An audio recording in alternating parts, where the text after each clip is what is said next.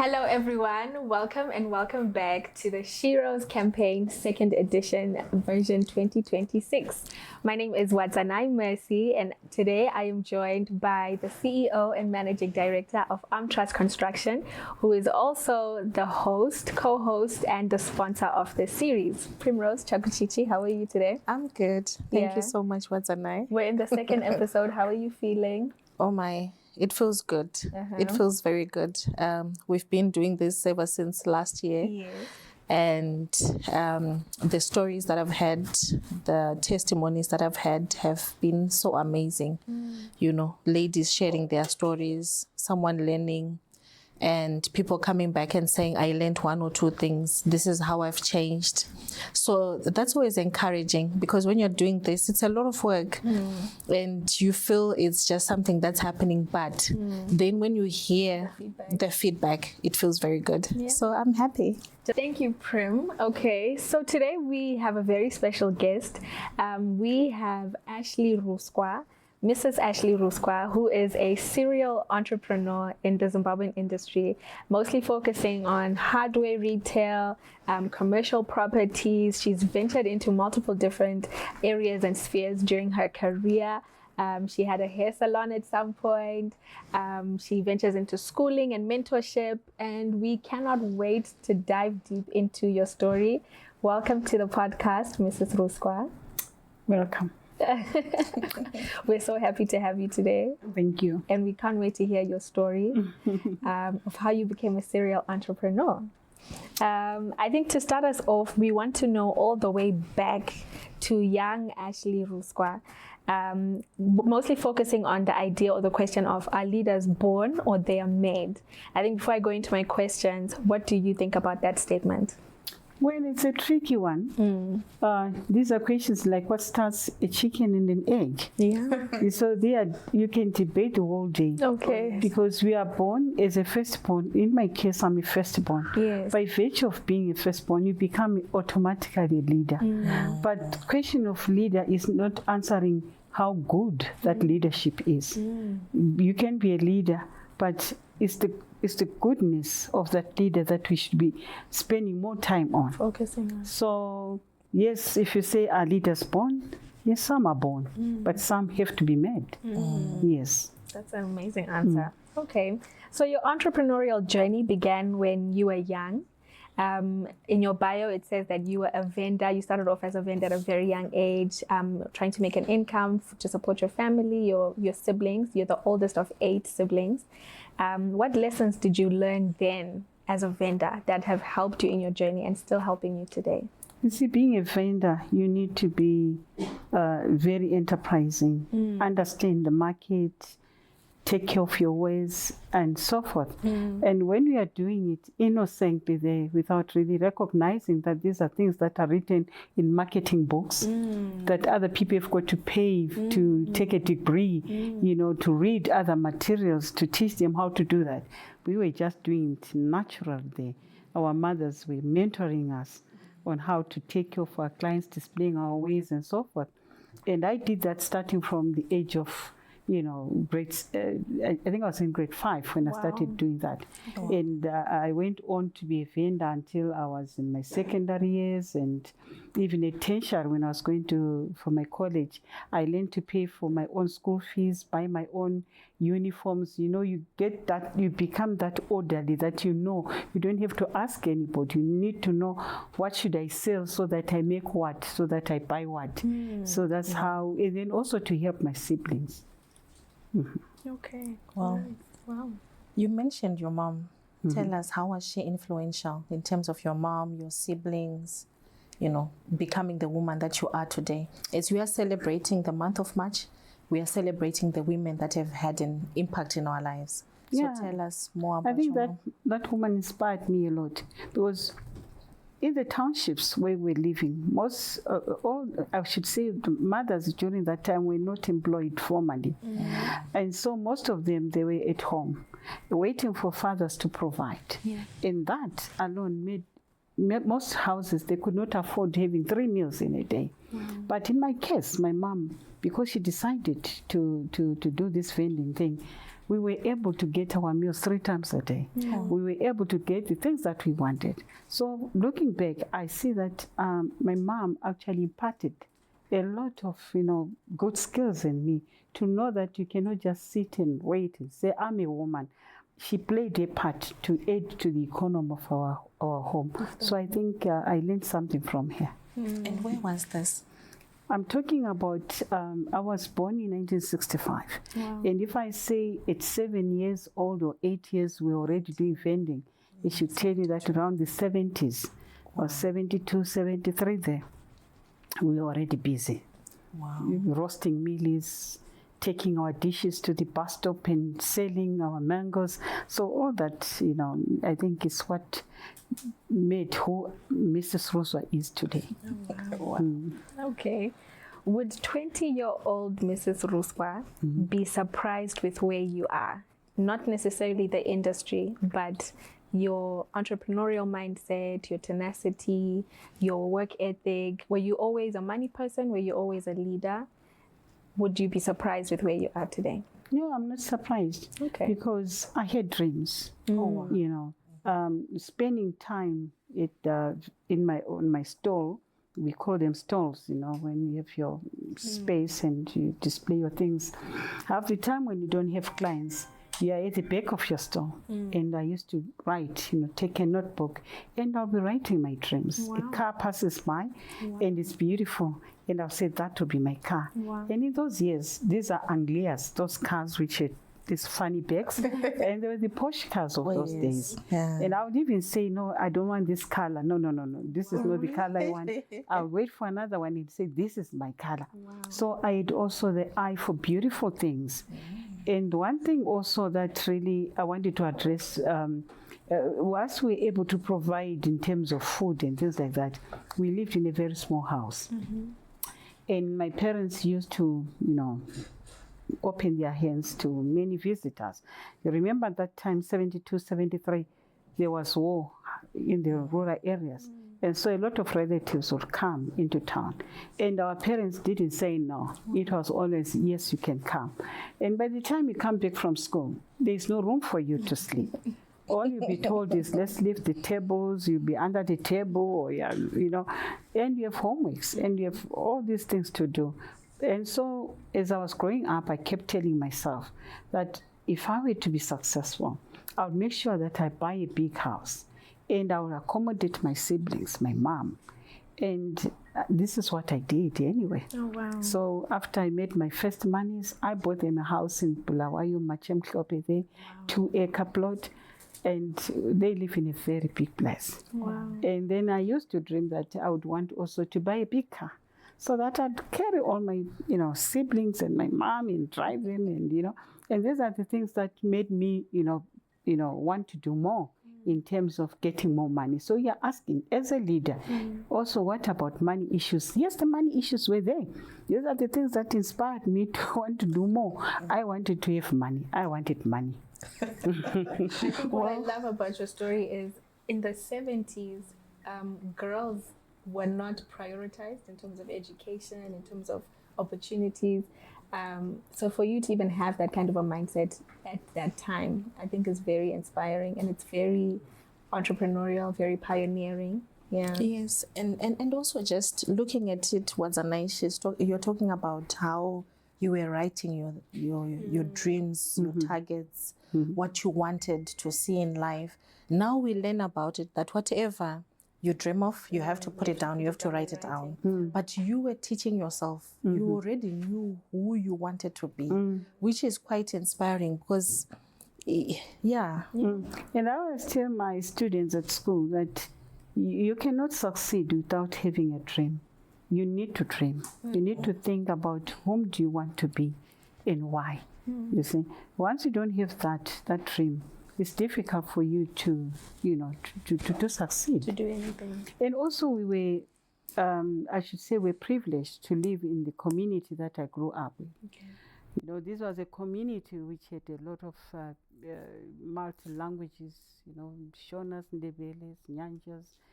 And those people had lots of skills in them. We had hairdressers, we had cobblers, we had tailors.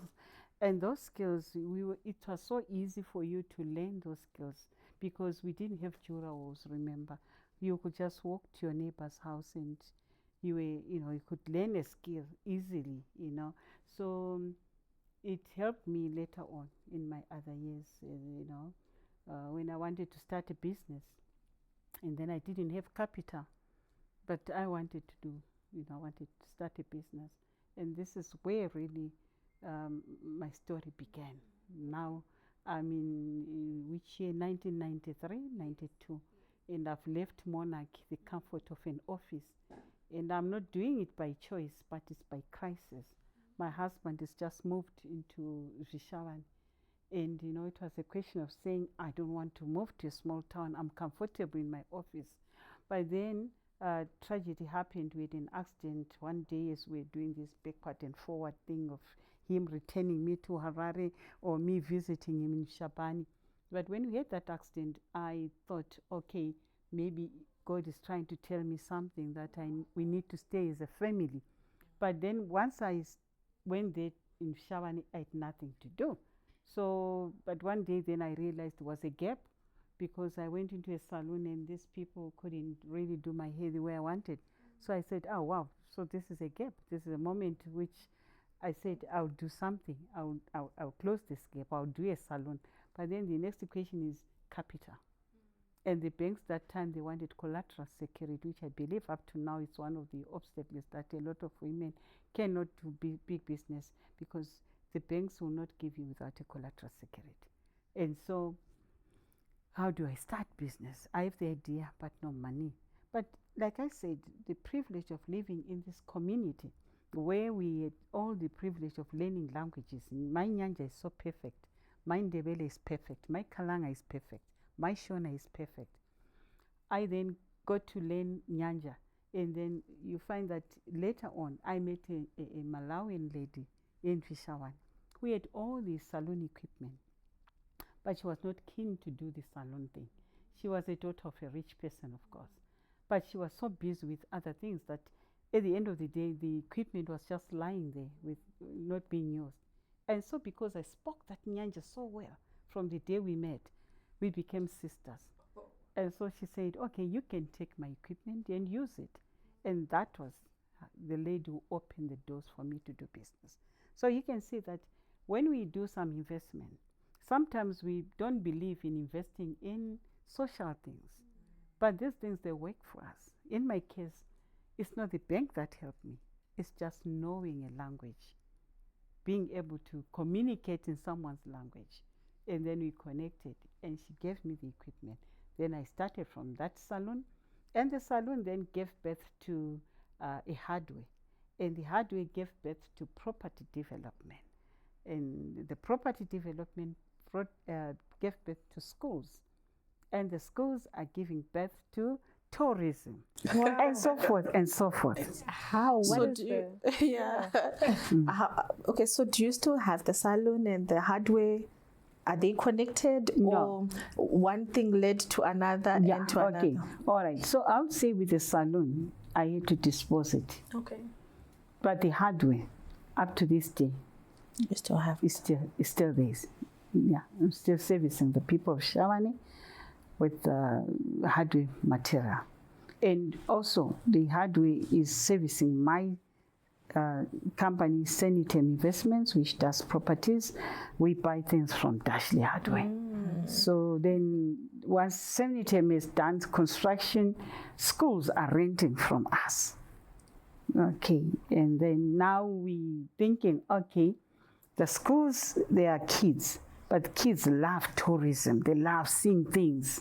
They love, amusement parks, things like that. So we started building an amusement park, and also, we have some farm things because of the heritage-based syllabus. Kids need to know how to milk a cow, what is the... So we have goats, cows, sheep, and kids would come to our place to see these things. Mm-hmm. Okay.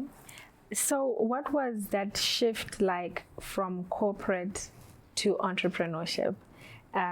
Because I think at that time, corporate was the way to go. No one was getting into entrepreneurship at that time. Were you scared? Do you regret that decision? How was that shift, that uncertainty of you don't know where your monthly income is coming from? I don't know if it would be a lie if I say there was a time when I had the fear or something.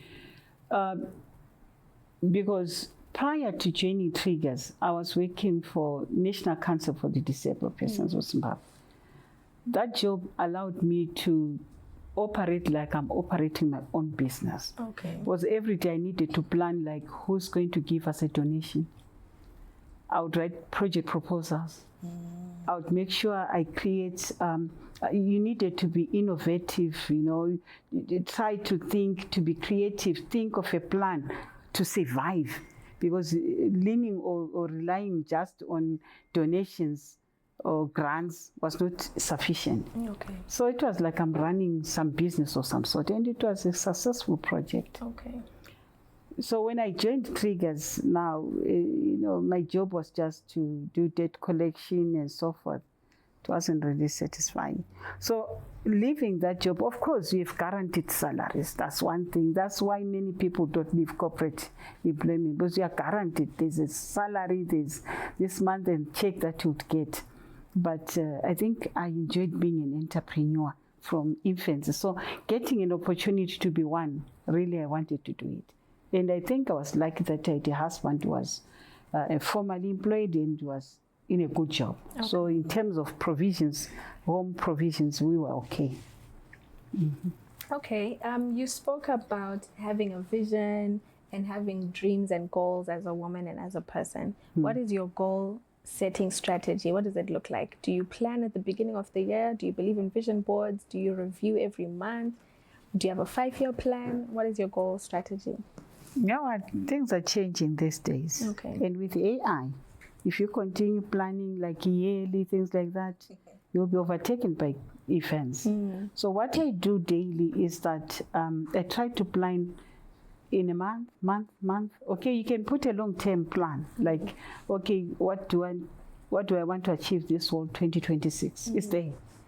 But I continuously have to keep checking if this is going to work, or I need to change certain things, because definitely things are changing. Yes. Let me tell you, there was a time when I bought a lot of equipment for a telephone booth.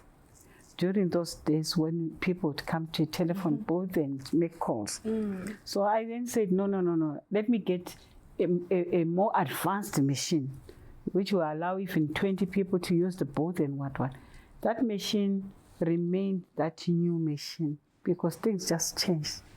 Then Strive Masiwa brought the cell phone. Everybody now, at the comfort of their home, they would make a call. And so my equipment and all the changes that I'd done, we had wanted people to do this in a bus. So I was buying old buses, painting them so that people can go into that both in a fashionable way and they'll be making the calls. It didn't work. So those are lessons that I also learned, that with these changes that are happening, technology is changing things every day. We shouldn't plan like 20 years. We need to just check what's happening in the market right now. Okay. Just like I keep saying that even to my students, that AI, these things are real. And so we need to start thinking like, what are the things that will be replaced and what are not going to be replaced? So we need to start thinking about certain careers that will disappear and careers that will not disappear. So as you do your business, you have to think, can I be replaced? Can this be replaced? So don't pursue that if you know that it's going to be replaced. Let it be a short-term thing if you know it's going to be replaced. Okay. Yeah. Your bio, you mentioned that you traveled to India so that you'd learn about AI, robotics. And you spearheaded a government team Yes. of top officials that you went with, and you were leading them, and you engineered all of that. What was that like, and what was that about? It was such a privilege to be able to be amongst the whole team, you know, the PEMSEC, the directors, everybody, and knowing that I was one who had initiated that. First and foremost, someone who's always researching, because if you have to do well in business, you have to keep on researching, finding new things. So I came across what Jack Ma said. Jack Ma is a billionaire, Chinese billionaire, I know him. He said, we must teach our children something unique. Something that if the robots come in, they will not replace. And then I was like, what are these new things? And then he was talking about skills like, you know, hunting, skills like painting, skills like hand making things and so forth. And I was looking at our curriculum as a school, and I was looking, there was nothing like that. We are busy on things that really will disappear. If your child is doing accounting, you can imagine the package that we are having, the software packages that can do basically all the accounting and even interpreting if you want to have it interpret. So, and I'm like, then what's next? Lawyers. You go again, you check with lawyers. If you have a case, you ask. Meta will tell you, and the judgment and so forth.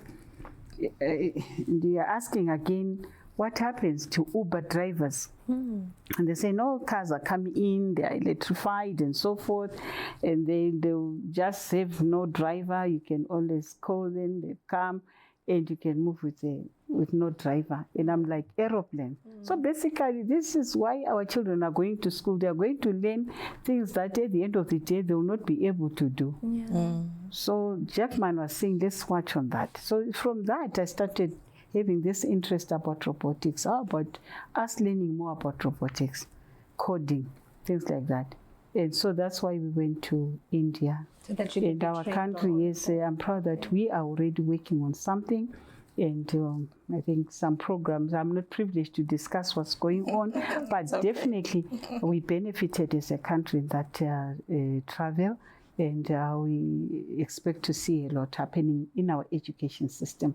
We are so glad that our government is doing a lot in terms of changing our curriculums to fit us as Zimbabweans, and also that at the end of the day, we are not operating isolation. It's a global thing. So whatever we are doing, I think we are in the right direction. Heritage-based syllabus is going to address a lot of things that will really help our children. That's amazing. We would like to get into money talks. Yes. Part of being a woman is learning to manage your finances and learning to make wise money decisions.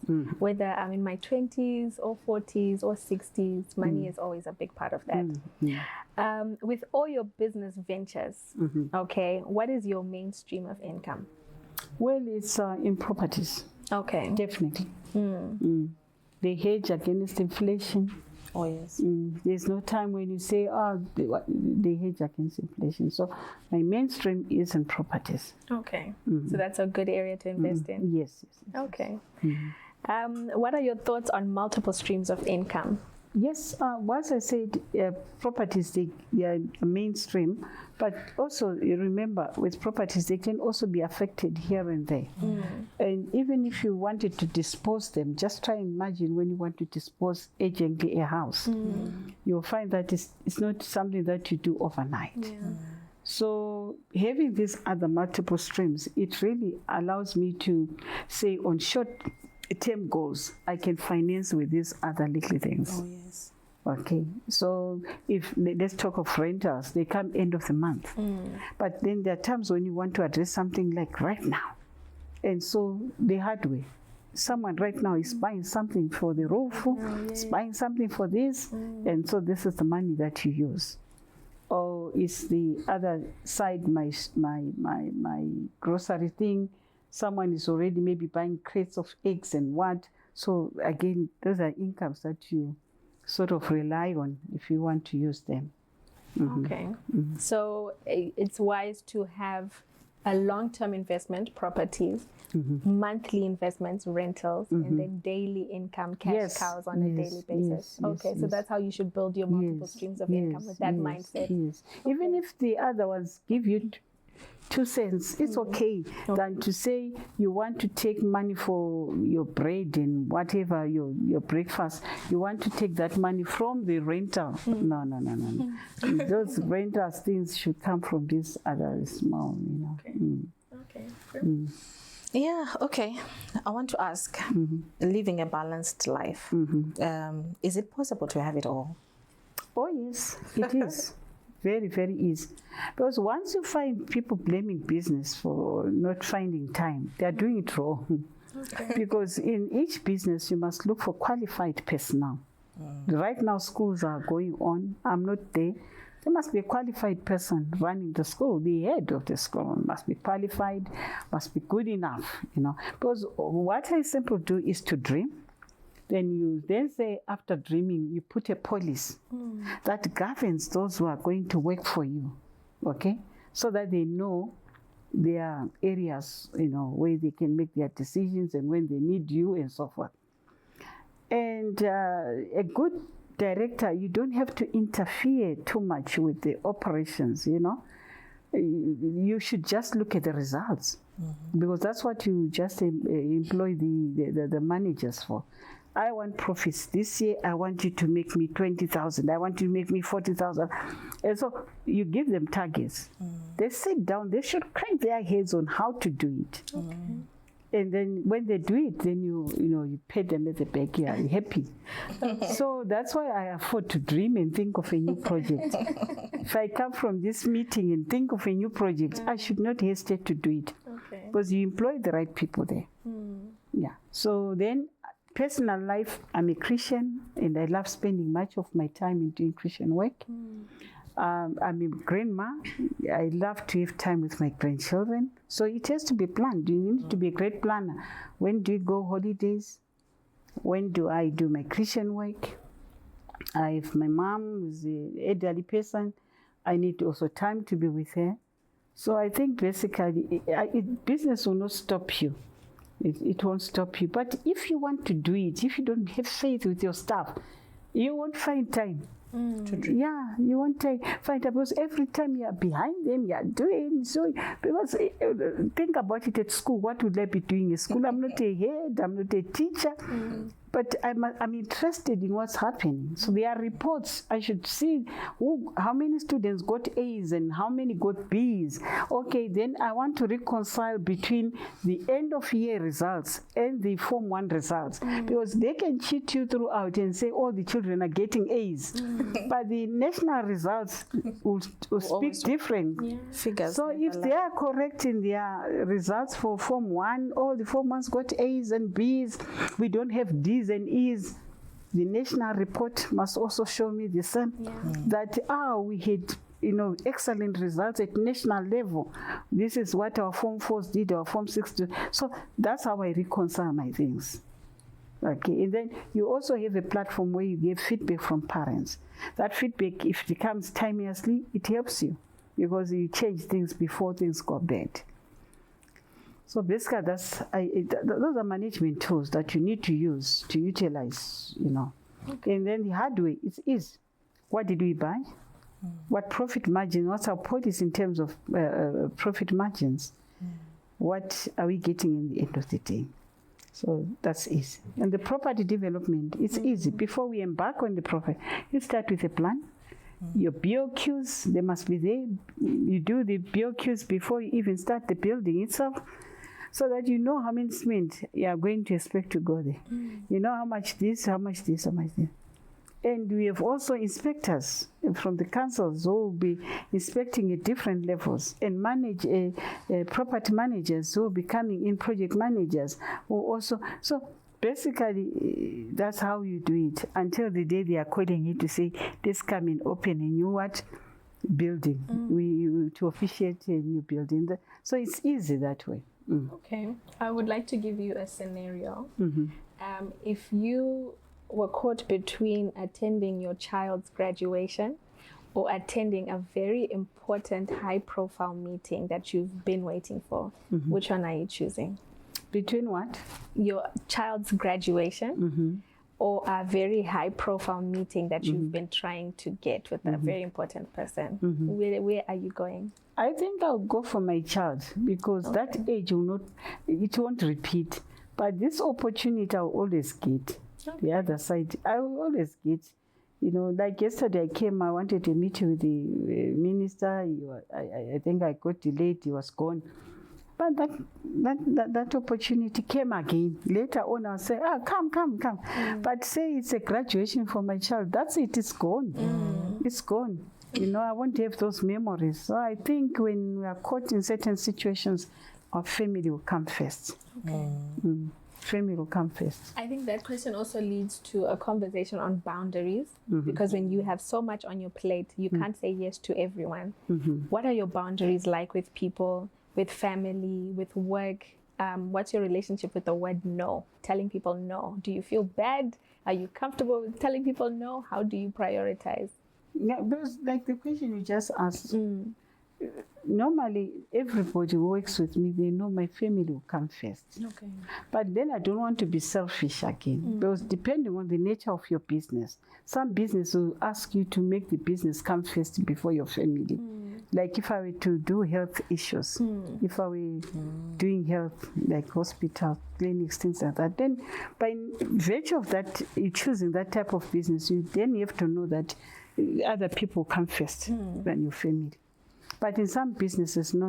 You are able to plan and say, my family comes first. Okay. And also the family, they know that there are times when I give them a no. Okay. If it's not very important. Because they can't get all the time that priority, that first attention when it's not deserving. Okay. It has to be deserving. Like you gave me a graduation, it's a very important thing. Because it's not just attending a function, it's about being there. And then after that, talking about it. And the child will see that it was important. If a year that I left an important function to be with them, then they'll value whatever it is that we've come to do. So I think on that one, it depends on the nature of our business. Some businesses, they will really want you to say family second, business first. And I'm always saying, you can't delegate being a mom. You can't delegate being a wife. Yeah. You can delegate work, yes, but you can never delegate those two. Yes. This special, maybe, now it's unfortunate my husband passed on, but we worked together. We were working together, full time together. Okay. So when I started business later on, he saw that it was doing well. So he resigned and then he joined me and started working with me. And so it was easy. But when you're not working together, you can imagine your husband waiting for you with the kids and you're busy in these meetings. But at the end of the day, you should ask yourself, when you have found that money, then what happens? There are things that you cannot play back, like your kids, if they've missed you. You can't say at this age now, want to be with you. They're done with you. They've already learned not to be with you. So I think you should draw lines. If you're moms, should know that you should have time for your families, your husbands. They need your cooking. They need your washing. We cannot lie about these things. Okay. They are important. Okay. We'd now like to go into a segment where we discuss shortcomings or the hard parts of being a woman in corporate and being a woman as an entrepreneur. Imposter syndrome. Getting into a room and feeling like there's so many men in here, I'm the only woman, or I don't belong, I'm not qualified, there's so many qualified people here. Do you ever feel like that? Have you ever felt like that, and how do you deal with those emotions? Let me start talking about qualification. Okay. You find that now a lot of people invite me, like I'll be maybe in March alone, the minister will be there, and I'll be there, I'm the invited guest, I'm supposed to speak, talk to young people and so forth. Okay, I'm invited my universities to go and talk about this and that. But I'm talking there, and this is Professor Sorenson, and I'm far from those qualifications. Okay. So sometimes that can, you think about it and and you may lose that confidence, because you're saying maybe I'm not qualified enough. But then I realized that even the guys wakatanga Googling all these guys, they're dropouts from university. So it's not about that. So it's not important. What is important is what I know, the substance. So that's fine. Then when it comes to men, it's difficult sometimes because you are invited in certain places or you want something. And then you find that it's all about men. You know, in this big post, the CEO of social is a man. And then if there were women, you can say, guys, let's meet somewhere, or we can go to golf, and then after a golf tournament, we can talk about this. But if they are men and they are seeing yourself being one woman, and what does society say about it? It's also important. Society always say, loose. Oh, yeah, I know. And what have you done? It's simple because you're always seen, around men. But it's not about wanting men. It's about, these are the people you want to talk business with. Want to tell them about your plans and the things that you want to do. Unfortunately, the system has been putting men first in all these senior positions, whether it's at council level, whether it's private sector mines. Usually it's a chain of men. Yes. Okay. Tell us about failure. Failure is what you should be prepared for if you are to succeed. Wow. Many times I failed, but I never gave up. Wow. That's all I can say. Many times I failed. Because sometimes you plan, like I said, you plan saying, sometimes people even gave me orders, official orders, and said they wanted this, and I put all my money there. And the next thing, when you bring this thing, they start finding fault in them. Oh no! And they've put all your money in, and that's failing. You failed already. And sometimes I tried also mining. People talk something, there's money into this, and you put a lot of money into that, and you fail again. So yes, in a number of times I did fail, but I never allowed myself to remain, How would you handle failure? What would you do? Yeah, that's why I said I didn't allow failure to, I didn't allow. And people didn't even know that I failed. Okay. I didn't speak about failing. I gave it another name. Like they said the order is not okay, let me do something. I didn't allow myself to think much about being, like failing as such. Okay. Because once you start doing that, it demotivates you. And the next thing you don't want to try something else. You start saying, last time I failed, so I didn't want to do that. But many times I did things that really I lost in terms of money. But I had to start all over again. Okay. Tell us of a time you made an expensive career or business mistake that cost you a lot. That's the mining. Okay. That's the mining. That's the mining. Okay. Yeah, because you're mining something which is underground. Samples are done and you are promised that. So this mining venture was going to give me almost $1 million. And then the investment which I needed to put was over 350,000 to 400,000. And so, after all the calculations and seeing this huge profit I was going to make, I put it all. I did everything that I needed to do that time. And I didn't have the money, but I had to, dispose this, so that I can work on the mine, you see. But eventually, when finally I was now waiting for my check to come, what I got was the negative. And I had to pay all these bills, the machinery for mining. I had so many people that I was now owing.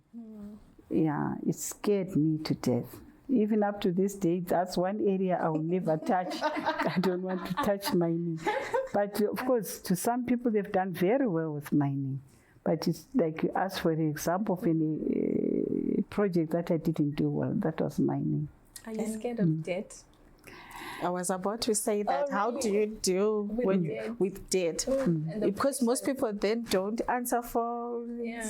How did you deal with it?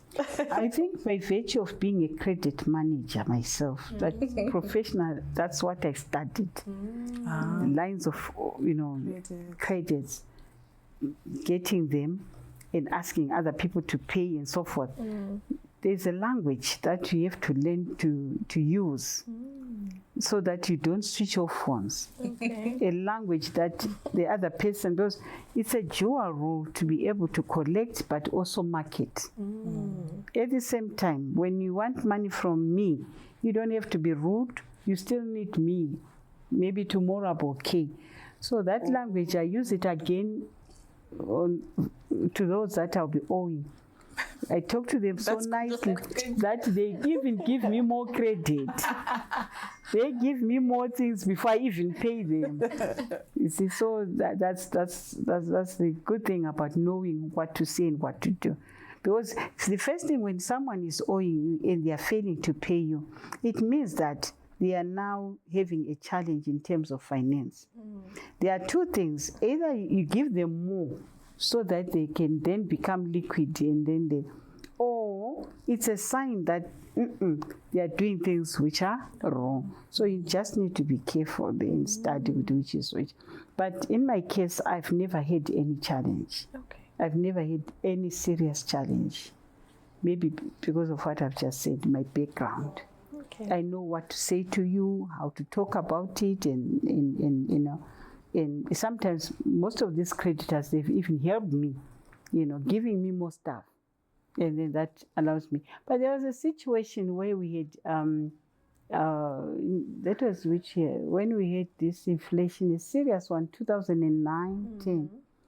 A lot of people closed their businesses, a lot of people. So you find that I've survived all those inflations.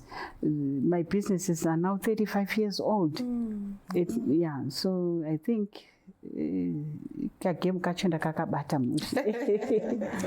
advice to Mrs. Ruswa in her 20s and in her 40s.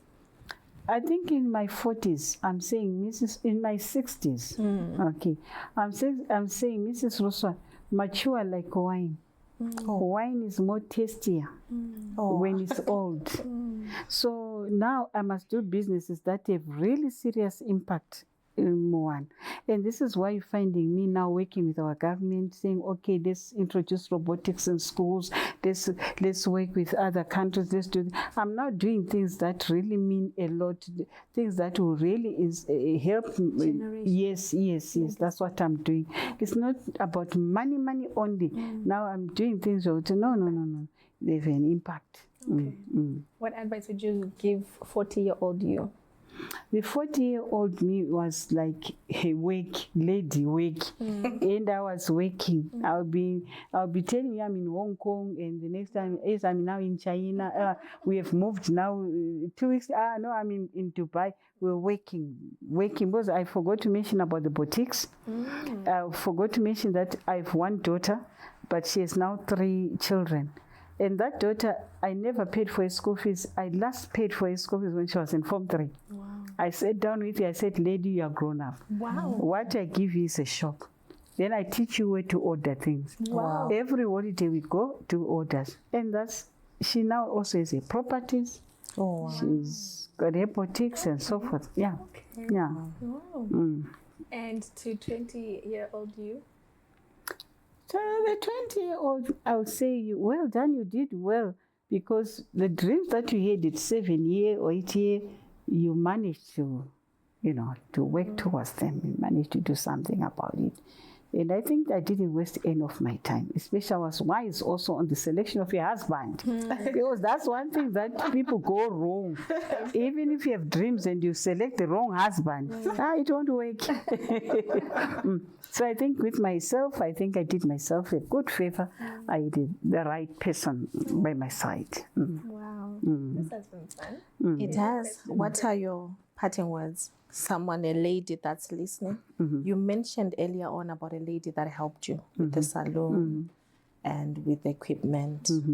What are your parting words to the next woman, whether it's a hairdresser, it's a businesswoman, someone struggling, a stay-at-home mom, a cleaner? What are the parting words, to any type of woman? Okay, I would say that we all have a potential. We are like a stone. When a stone is lying there, you won't see its, you can't even see its worthiness or what, until you pick it and you throw it And when it hits someone's head, then and then you see someone lying there, then you see that this thing was very powerful. So every woman must look at themselves and say, what is it that I'm able to do? Is it knitting? Knitting now pays. What is it? You then look again at your policies, your home policies. You may find some husbands don't want you to leave, even to leave the yard. So you check on all those things and then work with what you have. Don't compare yourself with your neighbors. Just work with what you have. But at the end of the day, be able to provide, be able to also bring some income at home. It will actually cement you well your relationship with your husband when you bring that extra income. And then the other thing is, as ladies, things are changing. Let's look at our health issues. As much as we want to dream, if we don't pay attention to our health issues, like cancer, let's go for screening. Let's make sure all the time we are healthy. And then the other thing that I would want to say is that we should value being, if you decide to be a Christian, then let's be Christians, whatever it is, so that we can raise our children well, have beautiful homes. Yeah, but otherwise, my parting wish is that everybody can make it. We all can make it, with or without capital from being like my story. And also, we want to help each other as women.